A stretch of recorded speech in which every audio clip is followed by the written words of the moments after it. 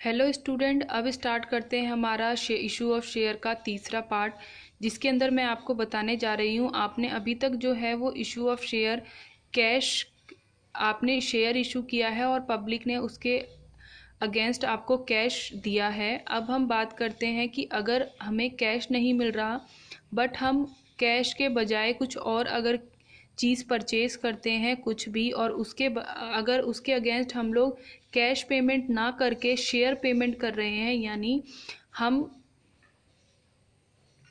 Issue कर रहे हैं share other than cash, means कि इशू ऑफ शेयर कैश के बिना हमें कैसे वो करना है कि जिसको हमें कैश देना था उसको हमने कैश के बदले अपने कंपनी के शेयर दे दिए हैं।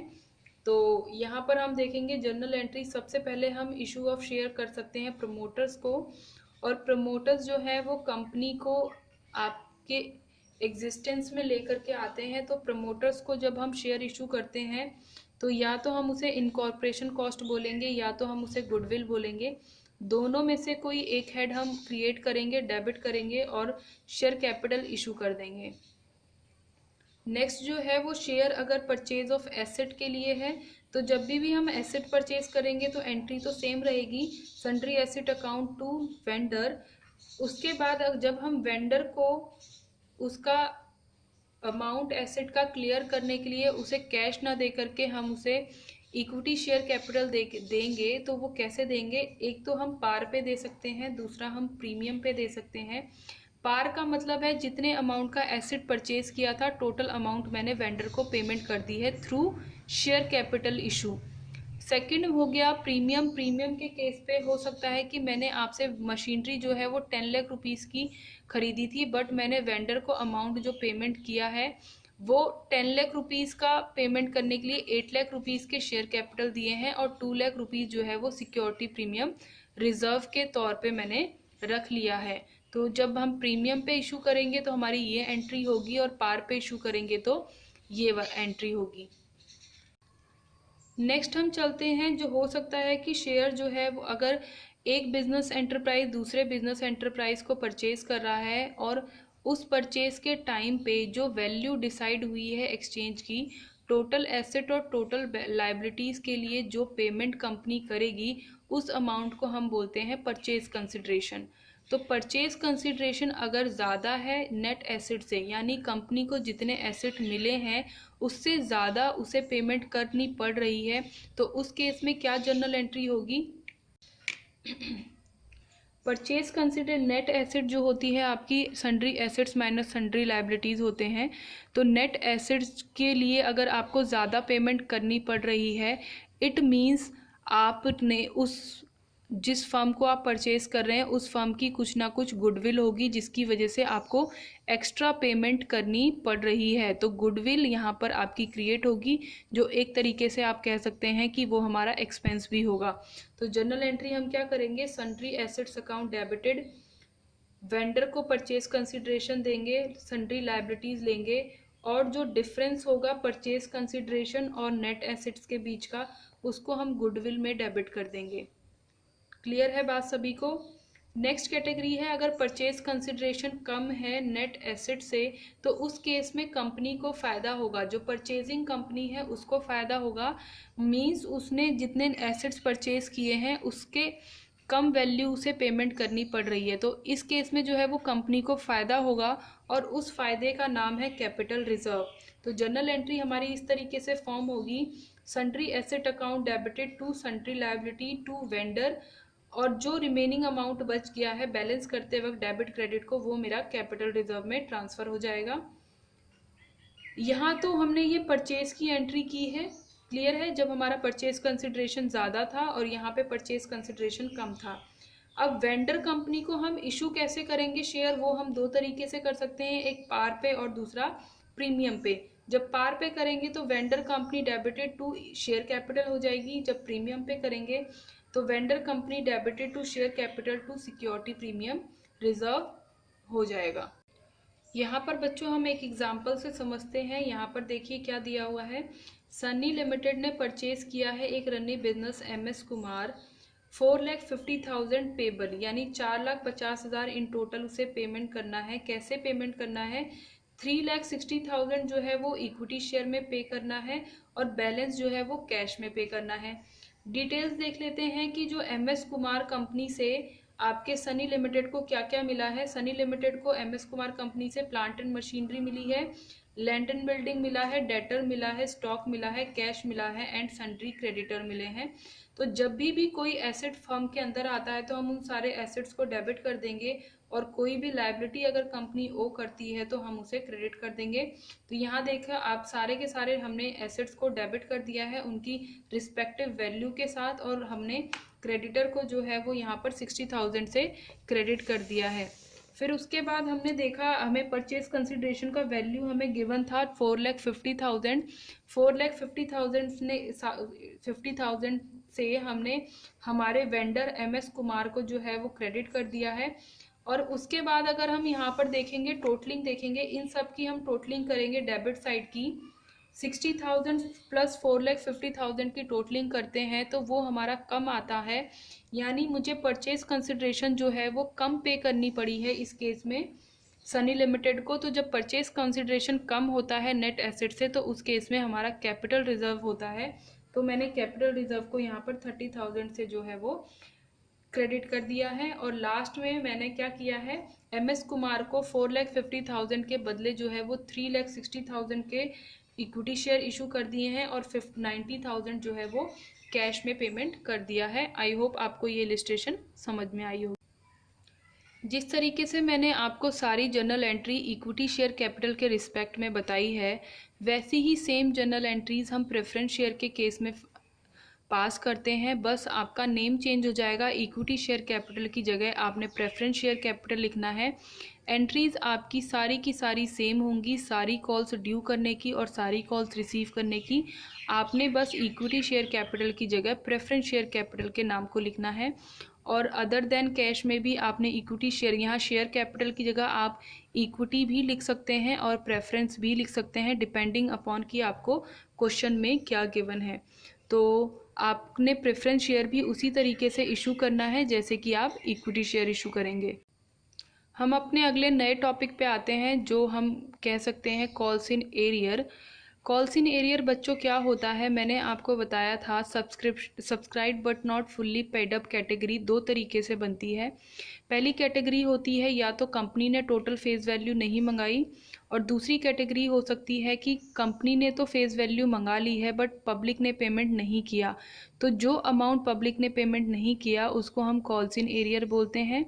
तो कॉल्स इन एरियर की एंट्री हम दो तरीके से करते हैं। पहला एंट्री जो है, अगर हमने calls in arrear account open किया है तो जब भी कॉल्स रिसीव होंगी तो बैंक में पैसा आएगा और जो भी हमारी कॉल है, चाहे वो अलॉटमेंट हो, फर्स्ट कॉल हो, सेकंड कॉल हो, फाइनल कॉल हो, उसको हम क्रेडिट करके यहाँ पे क्लोज करेंगे और बैंक में जो पैसा आएगा ड्यू से कम आएगा, यानी जितने अमाउंट से मैंने शेयर कैपिटल अकाउंट ड्यू किया था उतना टोटल पैसा पब्लिक ने नहीं दिया, उसमें से कुछ शेयर होल्डर्स ऐसे होंगे जिन्होंने पैसा नहीं दिया। तो टोटल वैल्यू में से जितने पैसा नहीं दिया उसको मैं डिडक्ट करके बैंक को डेबिट कर दूंगी और जितना अमाउंट शेयर होल्डर ने पेमेंट नहीं किया है वो अमाउंट मेरा कॉल्स इन एरियर में चला जाएगा। एक डेबिट अकाउंट मैं खोल दूंगी जो पेंडिंग अमाउंट शो करेगा जो शेयर होल्डर्स ने पेमेंट नहीं किया। जब शेयर होल्डर पेमेंट कर देंगे तो मैं जर्नल एंट्री पास करूंगी bank account debited to calls in arrear में पास करके कॉल्स इन एरियर के अकाउंट को क्लोज कर दूंगी। दूसरा हमारे पास एक ऑप्शन ये होता है कि हम कॉल्स इन एरियर अकाउंट को ओपन ही ना करें। जब भी हमें ड्यू किया है तो हम टोटल अमाउंट से कॉल्स को ड्यू कर लेते हैं और जब रिसीव करते हैं तो हम जर्नल एंट्री पास करते हैं जो नॉर्मल हम जैसे पहले करते थे, bank account debit to share first call हम कह सकते हैं या शेयर अलॉटमेंट कह सकते हैं। और जो अमाउंट का डिफरेंस है, यानी जितने अमाउंट से सपोज आपका फर्स्ट कॉल जो है वो 10 लाख रुपीज़ से ड्यू हुआ था लेकिन आपको बैंक में सिर्फ 8 लाख रुपीज़ मिले हैं, तो आपके पास शेयर अलॉटमेंट या शेयर फर्स्ट कॉल अभी भी 2 लाख रुपीज़ से डेबिट में पड़ा होगा। तो डेबिट में या तो आपके कॉल्स का अकाउंट पड़ा होगा या तो कॉल्स इन एरियर पड़ा होगा, और जब आप पैसा रिसीव करेंगे तो उस टाइम पे आप शेयर उस कॉल को क्रेडिट करके बैंक में पैसे मंगा लेंगे। तो कोई सेपरेट एंट्री हम पास नहीं करते हैं। जब पैसा मिलता है तो हम उसकी एंट्री जो है उस टाइम पे पास करेंगे। नेक्स्ट जो है वो कॉल्स इन एडवांस है। बच्चों, calls in arrear calls in advance का जो है वो बिल्कुल अपोजिट है, या हम बोल सकते हैं कॉल्स इन एडवांस जो है कॉल्स इन एरियर का अपोजिट है।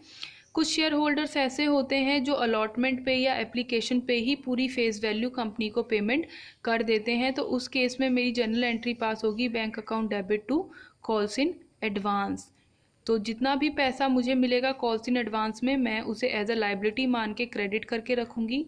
और जब कॉल्स को मंगा लूँगी तो उस टाइम पे मैंने क्या करना है, कॉल्स इन एडवांस को डेबिट करके क्लोज कर देना है जिस कॉल के अगेंस्ट जो है वो मुझे मनी ऑलरेडी रिसीव हो चुकी। चलिए आइए एक इलस्ट्रेशन कर लेते हैं और समझते हैं कि किस तरीके से ये वर्क करता है। तो हम क्वेश्चन पढ़ेंगे। अथोराइज शेयर कैपिटल जो है वो 10 लाख रुपीज़ की है टोबॉक्स लिमिटेड की। Equity share capital of 10 each. Issue किए हैं 7 लाख इक्विटी शेयर, यानी अथोराइज शेयर कैपिटल 10 लाख है, इशू किए हैं 7 लाख रुपीज़।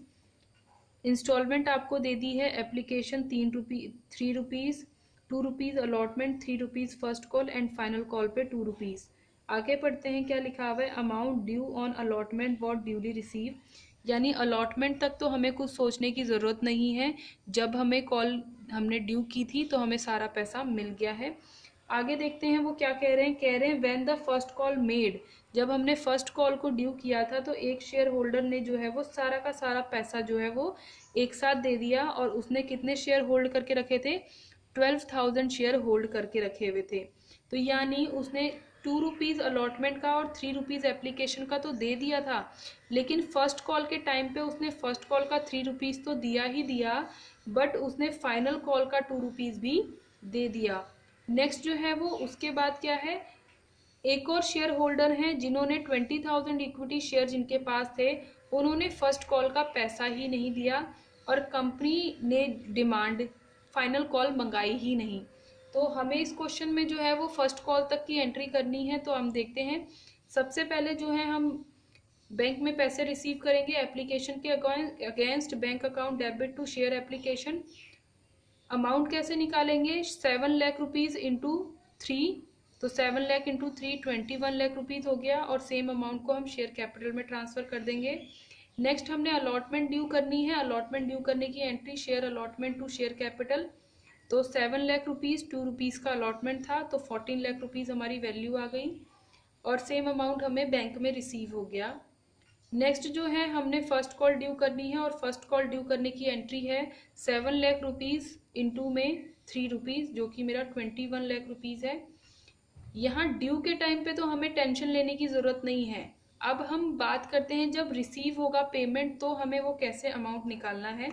अब देखेंगे अमाउंट जो शेयर कैपिटल में हमने 21 लाख रुपीज़ जो है वो ड्यू तो कर लिए, लेकिन इस 21 लाख रुपीज़ में से, यानी अगर 7 लाख यहाँ पर मैं लिखूँ आपको, 7 लाख रुपीज़ मेरे जो है वो इक्विटी शेयर्स थे, जिसमें से 12,000 और 20,000 के बारे में मुझे अलग अलग इन्फॉर्मेशन गिवन है। तो 12,000 वाले ने 3 रुपीज़ जो है वो और 2 रुपीज़ जो है वो एक्स्ट्रा, यानी 24,000 रुपीज़ जो है वो एक्स्ट्रा पेमेंट कर दिया है। यानी 21 लाख रुपीज़ तो मिलने थे, उसमें से मेरे को 12,000 रुपीज़ पे 2 पर शेयर जो है वो एक्स्ट्रा पैसा मिल गया है, तो मैं 24,000 ऐड कर दूंगी, और 20,000 रुपीज़ पे 20,000 शेयर्स पे 3 रुपीज़ मिले ही नहीं है, दैट इज़ माई 60,000 को मैं यहाँ से माइनस कर दूंगी। इतनी बात सभी को समझ में आई? और आप इसे प्लस माइनस करके देखेंगे तो आपकी ये वैल्यू आ जाएगी, यानी टोटल आपके बैंक में अमाउंट जो है वो 20,64,000 रुपीज़ आएगा। इक्विटी शेयर फर्स्ट कॉल आपने जितने से ड्यू की थी, बट जितना पैसा नहीं आया, यानी 60,000 रुपीज़ नहीं आए हैं, तो 21 लाख रुपीज़ में से 60,000 मैंने माइनस किया है, तो मेरा 20,40,000 रुपीज़ आ गए हैं, और ये 20,000 रुपीज़ मेरा कॉल्स इन एडवांस है, जिसको मैंने यहाँ पर calls in advance as a liability credit किया है। नेक्स्ट हम देख लेते हैं इन सेम आइटम्स को हमने अपनी बैलेंस शीट, कंपनी की बैलेंस शीट में कैसे शो करना है। तो हम यहाँ पर सबसे पहले नोट्स टू अकाउंट का और बैलेंस शीट का दोनों का फॉर्मेट एक साथ बना लेंगे और उसके बाद सारे के सारे हेड्स लिखेंगे। अथोराइज शेयर कैपिटल आपको क्वेश्चन में गिवन है 10 lakh equity share of 10 rupees, जो कि हमारे 1 करोड़ रुपीज़ हो गया। Issue 7 lakh equity share of 10 each 70 lakh rupees हो गई। अब सब्सक्राइब की बात करते हैं तो सब्सक्राइब में आपकी एक कैटेगरी बनी है subscribe but not fully paid up. 7 lakh equity share of 10 each, अभी तक 8 ही कॉल्ड अप किए हैं, यानी कंपनी के पार्ट से पे ही अभी फाइनल कॉल मंगाई ही नहीं गई है, तो हम उस यहाँ पर हमारी फुल्ली पेड अप की कैटेगरी बनेगी ही नहीं। तो 8 कॉल्ड अप था तो वो हमारे 56 लाख रुपीज़ आ गए, जिसमें से कॉल्स इन एडवांस मिला है 60,000 रुपीज़, वो मैंने यहाँ पे डिडक्ट कर दिया है क्योंकि वो कैपिटल का पार्ट नहीं है अभी, तो यहाँ पर मैंने डिडक्ट करके टोटल अमाउंट बाहर लिखा है। अदर करंट लाइबिलिटी में कॉल्स इन एडवांस जो है वो लाइबिलिटी आ गई है और कैश एंड कैश इक्विवेलेंट जो है वो यहाँ पर जब जब मैंने बैंक में पैसे रिसीव किए हैं सबको टोटल करके मैंने यहाँ पे लिख दिया है। यहाँ पर हम वो हेड्स शो करेंगे जो हेड्स हमें क्वेश्चन में दिखे हैं। तो इक्विटी एंड लाइबिलिटी में मैंने शेयर होल्डर फंड में शेयर कैपिटल शो की है, वो मेरी ये रही 55 लाख रुपीज़ 40,000। करंट लाइबिलिटीज़ में अदर करंट लाइबिलिटी में मेरा कॉल्स इन एडवांस आ जाएगा एंड कैश इक्विवेलेंट में 55 लाख 64,000 रुपीज़ आ जाएंगे। आई होप आपको ये लिस्टेशन समझ में आई हो।